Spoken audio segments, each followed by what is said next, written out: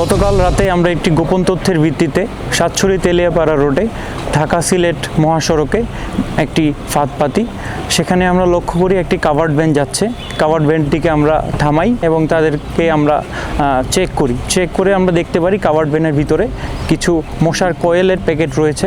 পরবর্তীতে মশার কয়েলগুলো আমরা সরিয়ে দেখতে পারি ভিতরে বিপুল পরিমাণ ভারতীয় কসমেটিক্স রয়েছে এবং সেগুলো চোরাচালানের মাধ্যমে বাংলাদেশে প্রবেশ করেছে।